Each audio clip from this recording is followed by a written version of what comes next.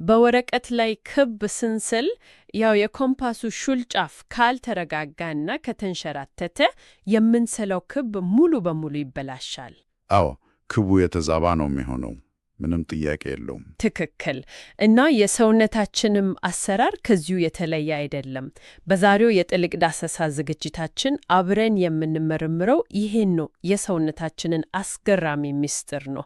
ምንጫችን ደግሞ ካሮሊን በርገር ደፌምኒ የተባሉ ባለሙያ ያዘጋጁት የአንድ እግር ክበብ ወይም በብዛት ዋን ሌግ ሰርክል ተብሎ የሚታወቀው የፒላቶስ እንቅስቃሴ ነው። ያው ይሄ እንቅስቃሴ ስሙን ስንሰማው በጣም ቀላል ይመስላል። አንድ ሰው በጀርባው ተኝቶ አንዱን እግሩን ወደ ላይ በማንሳት ክብ ይሰራል። ማለቴ ምን ይከብዳል ሊባል ይቻላል። እውነት ነው።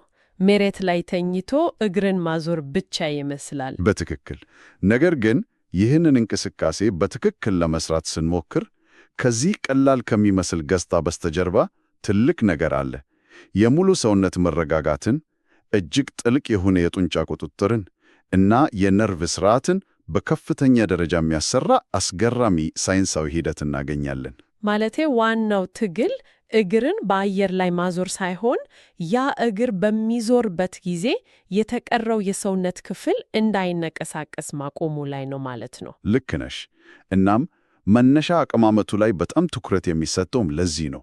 ዳሌ እና የአከርካሪ አጥንት ተፈጥሯዊ በሆነው ትክክለኛው አቀማመጥ ላይ መሆን አለባቸው። ኒውትራል ስፓይን የምንለው ማለት ነው። አዎ። እና ካሮሊን በርገር ሲያብራሩ መሬት ላይ ያለው እግር በተለይ የመቀመጫ አጥንቱ ወይም ኢስኪዮን ከመሬት ጋር ልክ እንደ መርከብ መልህቅ መጣበቅ አለበት ይላሉ። ዋው! እንደ መልህቅ ግን ሁልጊዜ የሚገርመኝ እግር ይሄው ነው። እግር በአየር ላይ ክብ ሲሰራ መሬት ላይ ያለው የሰውነት ክፍል ለምን ዝም ብሎ አያርፍም? ለምንድን ነው ይሄ ሁሉ ትግልና የመልህቅ አስፈላጊነት የመጣው? ምን መሰለሽ፣ እንቅስቃሴ ሁልጊዜም ኃይልን ይፈጥራል። በአየር ላይ ያለው እግር ክብ ሲሰራ የራሱ የሆነ ክብደትና ፍጥነት አለው። ያ ኃይልና ሞሜንተም ዳሌን ወደ ጎን ሊጎትተው ይሞክራል። መሬት ላይ ያለው የመቀመጫ አጥንት እንደ መልህቅ ካልተተከለ ዳሌው ይንሸራተታል፣ አከርካሪውም አብሮ ይጣመማል። እዚህ ላይ ነው እነዚያ በጣም ጥልቅ ከሆኑ የሆድ ጡንቻዎች ስራቸውን የሚጀምሩት። ትራንስቨርስ የምንላቸው ጥልቅ ጡንቻዎች። በትክክል ትራንስቨርስ አብዶሚኒስ ልክ እንደ ኮርሴት ወገብን ዙሪያውን አቅፎ የያዘው ጡንቻ በከፍተኛ ሁኔታ ይለጠራል፣ ይጣበቃል። የዚህ ጡንቻ ዋና ስራ እግር በሚፈጥረው ማዕበል መሃል ዳሌን ጸጥ አድርጎ ማቆየት ነው። ይሄ የሆድ ጡንቻዎችና ዳሌን ማረጋጋት ይገባኛል። ያው የቅርብ ጎረቤቶች ስለሆኑ ተጽዕኖ በቀጥታ ይደርስባቸዋል። ግን ደግሞ እጆች ከጎን ተዘርግተው የትከሻ አጥንቶች መሬት ላይ መቆለፍ አለባቸው የሚል ጥብቅ መመሪያ በጽሑፉ ላይ አለ። አዎ፣ ትከሻን መቆለፍ በጣም ወሳኝ ነው። ግን እኮ ይህ የእግር እንቅስቃሴ ነው። ማለቴ ለምንድን ነው ስለ ትከሻ አቀማመጥ እና መሬት ላይ ስለተዘረጋው የማይንቀሳቀስ እግር ይህን ያህል የምንጨነቀው? የትከሻዬ እና የአንገቴ መረጋጋት ከእግሬ እንቅስቃሴ ጋር ምን አገናኘው? ያው የሰውነታችን አሰራር የተቆራረጠ አይደለም። አንዱ ከሌላው ጋር የተያያዘ ሰንሰለት ነው። ከታች በእግር ክብ ሲሰራ የሚፈጠረው ማዕበል ወይንም ኃይል መቆሚያ ካላገኘ በአከርካሪ አጥንት በኩል ወደ ላይ ይጓዛል። አሃ፣ ኃይሉ ወደ ላይ ይተላለፋል ማለት ነው። አዎ። እና አንገትና ትከሻ ላይ አላስፈላጊ ጫና ይፈጥራል።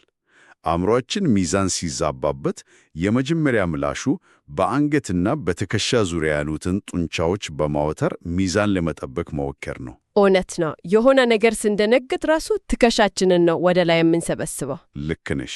የትከሻ አጥንቶችን መሬት ላይ መቆለፍ ማለት ያንን ማዕበል መግታት እና አእምሮ አላስፈላጊ የሰውነት ክፍሎችን እንዳያወጣር መከላከል ማለት ነው። መረጋጋት ከሌለ ተንቀሳቃሽነት ወደ ጉዳት ነው የሚያመራው። የላይኛው የሰውነት ክፍል ሙሉ በሙሉ ስናረጋጋ ብቻ ነው እንቅስቃሴውን በዳሌው መገጣጠሚያ ላይ ብቻ መወሰን የምንችለው። አሁን በደንብ ግልጽ እየሆነልን ነው። ማለቴ ኃይልን በተገቢው ቦታ ላይ ማመንጨት እና አላስፈላጊ የሰውነት ክፍሎችን ከጭንቀት ነፃ ማድረግ ነው ዋናው ግብ። ይህንን ለማድረግ ደግሞ ትንፋሽ ትልቁን ሚና እንደሚጫወት በመረጃው ላይ ተብራርቷል። አዎ፣ ትንፋሽ እዚህ ላይ እንደ ሞተርም እንደ ፍሬንም ነው የሚያገለግለው። እንዴት መሰለ? ወደ ላይ የተነሳው እግር ወደ ሰውነት ማዕከላዊ መስመር ሲጠጋ አየሩን ወደ ውስጥ መሳብ፣ ከዚያም እግሩ ወደ ውጭ በኩል ክብ ሰርቶ ሲመለስ አየሩን ማስወጣት ያስፈልጋል የሚል ሐሳብ አለ። እኔ ይሄ አየሩን የማስወጣቱ ሂደት ከሚለጠጥ ላስቲክ ጋር ይመሳሰልብኛል። እንዴት? ማለቴ በምን መልኩ? ያው ላስቲኩን ስንለቀው በድንገት ተፈናጥሮ እንዲመለስ አንፈቅድለትም። ኃይላችንን ተጠቅመን ቀስ ብሎ እና በቁጥጥር ወደ ቦታው እንዲመለስ እናደርጋለን። አየርን ወደ ውጭ ማስወጣት እግሩ በክብደቱ ምክንያት በፍጥነት እንዳይወድቅ እንደ ተፈጥሯዊ ፍሬን ያገለግላል ብዬ ባሰብ ትክክል ነኝ? ፍጹም ትክክል ነሽ። ይህንን ተፈጥሯዊ ፍሬን እንዴት እንደምንፈጥረው ስናስበው ደግሞ ይበልጥ አሰራሩን እንረዳለን። አየሩን ወደ ውጭ ስናወጣ በሆድ ዕቃ ውስጥ ያለውን ውስጣዊ ግፊት እንጨምራለን። እግሩ ከሰውነት ማዕከላዊ መስመር እየራቀ ወደ ውጭ ሲወጣ የስበት ኃይል ዳሌውን አብሮ ሊጎትተው ይሞክራል። ያን ጊዜ አየሩን አጠንክረን በማውጣት የሆድ ጡንቻዎችን ይበልጥ እናጣብቃለን። ዋው! ልክ እንደ ግድግዳ ማለት ነው። አዎ፣ ይህ የአየር ግፊት ዳሌው እንዳይሸከረክ ጠንካራና የማይናወጥ ግድግዳ ይፈጥርለታል። አየር ማስወጣት ዝም ብሎ መተንፈስ ብቻ ሳይሆን ጡንቻዎቻችንን ከውስጥ ወደ ውጭ የመደገፍ አቅም አለው። ይሄ በጣም የሚገርም አሰራር ነው። እና ምን መሰለሽ፣ ይህ ሂደት አእምሮ የአንድን የሰውነት ክፍል እንቅስቃሴ ከሌላው ክፍል ማረጋጋት ጋር ነጥሎ እንዲያሰራ የሚያስተምርበት መንገድ ነው። ዲሶሲዬሽን እንለዋለን። አንዱን ነጥሎ ማንቀሳቀስ፣ ሌላውን ማረጋጋት። ይህንን ስናደርግ ደግሞ አእምሯችን የማያቋርጥ ክትትል ማድረግ አለበት። ምክንያቱም በመረጃው ላይ እንደተመለከትነው እግሩ ክቡን ሰርቶ ወደ ላይ ሲመለስ ለቅጽበት የሚደረግ እረፍት አለ። አዎ፣ ስልታዊ እረፍት ወይም ስትራቴጂክ ፖዝ የምንለው። ልክ ነህ።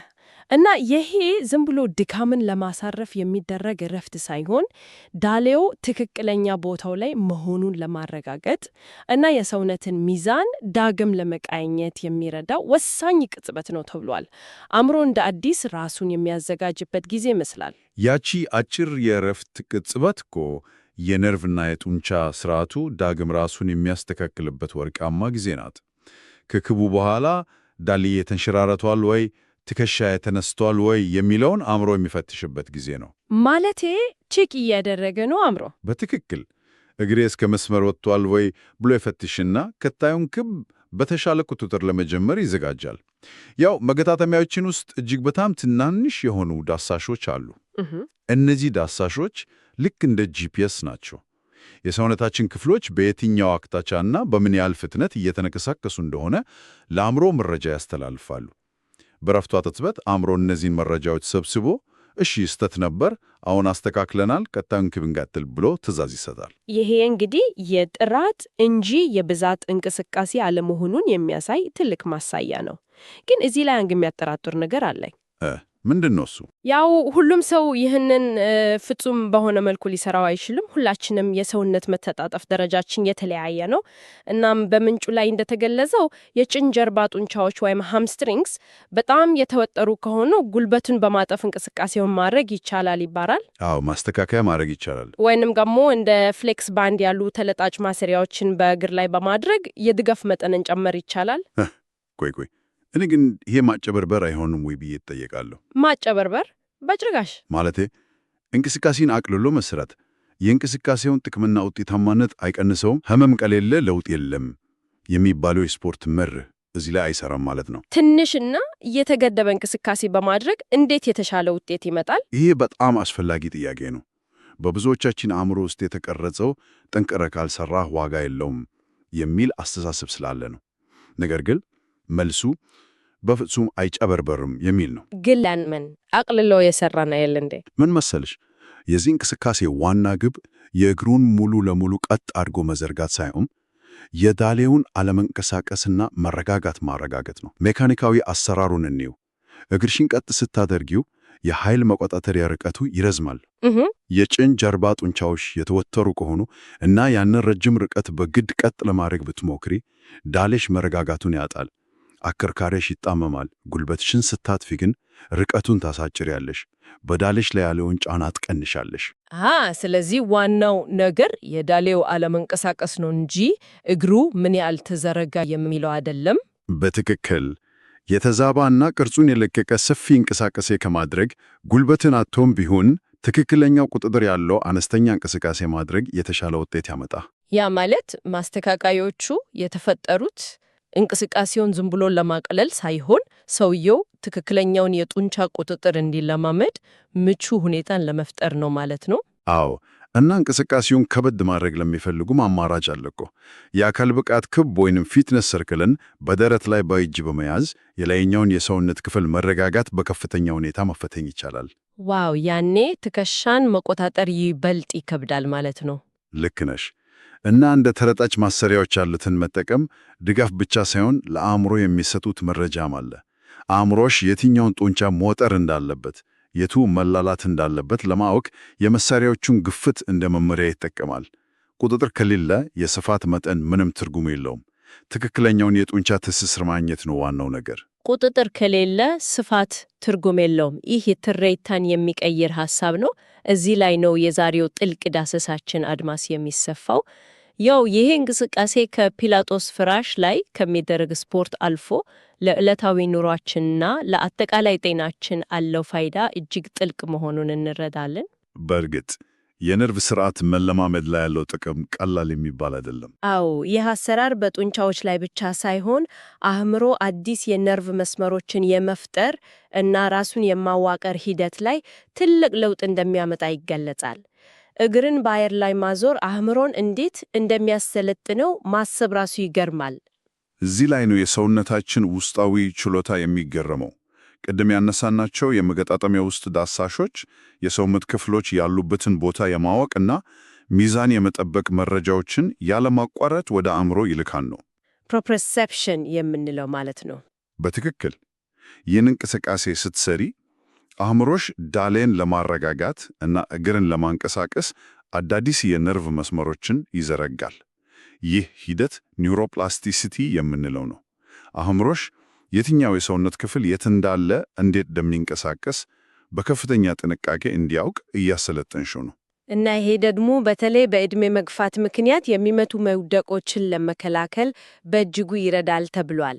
አዎ፣ ምክንያቱም በበረዶ ላይ ስትንሸራተቺ ወይንም ያልታሰበ ጉድጓድ ውስጥ ስትረግጂ አእምሮሽ በፍጥነት ሚዛኑን አስተካክሎ ከመውደቅ የሚታደግሽ በዚህ መልኩ ያዳበረው ጠንካራ የነርቭ ግንኙነት ስላለው ነው። እንዴ ያ ማለት እኮ የእንቅስቃሴ ስፖርት ብቻ ሳይሆን አእምሮአችን ከሰውነታችን ጋር የሚያደርገውን የኮሙኒኬሽን መስመር ዳግም የማዋቀር ወይንም ሪፕሮግራም የማድረግ ሂደት ነው ማለት ነው። ልክ ኮምፒውተርን አዲስ ሶፍትዌር እንደመጫን። ልክ ነሽ። አዲስ ሶፍትዌር የጫንሽ ነው። እና አእምሮአችን መረጋጋት ያለበትንና መንቀሳቀስ ያለበትን ክፍል ለይቶ እንዲያዝ እናስተምረዋለን።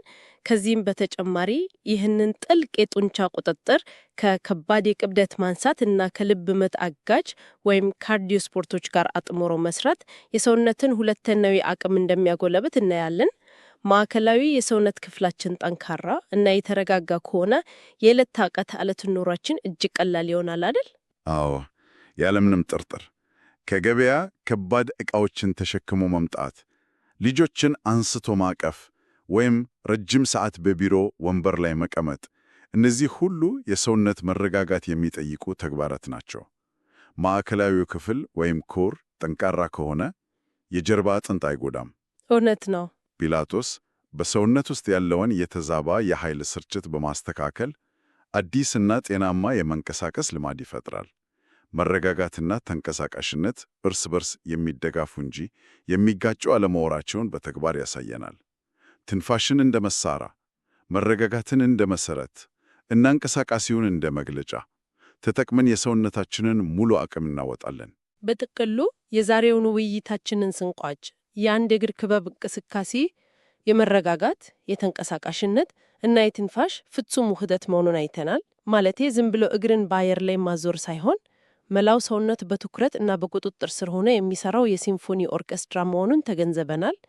ኮምፓሱ ሹል ጫፉን ሳያነስ ፍጹም የሆነ ክብ እንደሚሰላው ሁሉ የሰውነታችንን ማዕከላዊ ክፍል ተረጋግቶ የተዋበ እንቅስቃሴን ይፈግራል። ይህንን ውስብስብ አሰራር መረዳታችን ደግሞ በሌሎች አካላዊ እንቅስቃሴዎቻችን ላይም ትልቅ የጥራት ለውጥ እንድናመጣ እና ሰውነታችንን ከተጨማሪ ጉዳት እንድንጠብቅ ይረዳናል። ከመለያየታችን በፊት ግን ሁላችንም ቆም ብለን እንድናስብበት አንድ ሐሳብ ማንሳት ወዳለሁ።